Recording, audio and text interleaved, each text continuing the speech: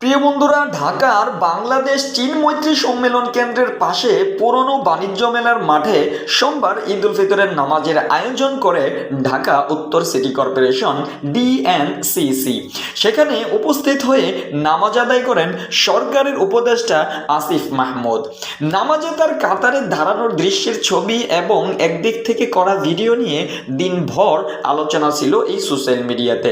প্রিয় বন্ধুরা, প্রচলিত ছবি দেখে বা ভিডিওতে যা দেখা যাচ্ছে, ইমামের ঠিক পিছনে আলাদা একটি কাতারে দাঁড়িয়েছেন আসিফ মাহমুদ। প্রচলিত ভিডিওতে এই কাতারে আর কাউকে দেখা যাচ্ছে না। এর ফলেই আলোচনার সূত্রপাত ঘটে। ঈদের এই জামাতে আজ ইমামতি করেন কারি গোলাম মোস্তফা এবং বিকল্প ইমাম হিসাবে সঙ্গে ছিলেন মুফতি জুবায়ের আহমদ আল আজহারি। রিউমোর স্ক্যানার এ সংক্রান্ত একটি লাইভ ভিডিও খুঁজে বের করে সেটি বিশ্লেষণ করে দেখতে পায় আসিফ শুরুতেই অন্য মুসল্লিদের সঙ্গে প্রথম কাতারে দাঁড়িয়েছিলেন। নামাজ শুরুর আগে ইমাম সাহেব নামাজের জন্য সবাইকে দাঁড়াতে বলেন।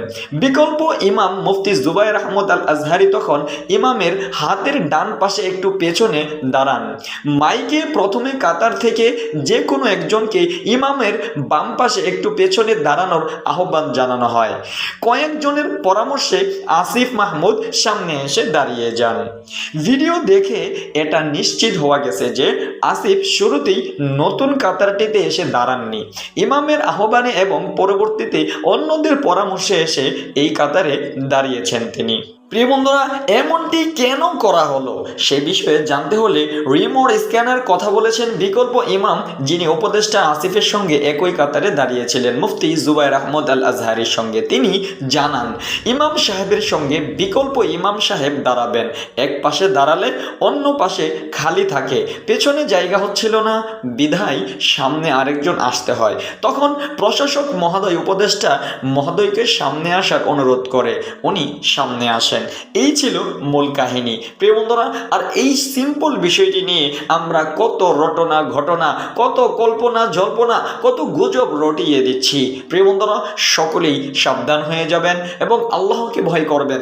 সকল কিছু জেনে শুনে তারপরে আমরা মন্তব্য করব ইনশাআল্লাহ। ভিডিওটি ভালো লাগলে শেয়ার করে দিবেন, একটি মন্তব্য করবেন। ইনশাআল্লাহ পরবর্তী ভিডিও আসার জন্য অপেক্ষা করবেন। সকলে ভালো থাকবেন, সুস্থ থাকবেন। আসসালামু আলাইকুম ওয়া রাহমাতুল্লাহি ওয়া বারাকাতুহু।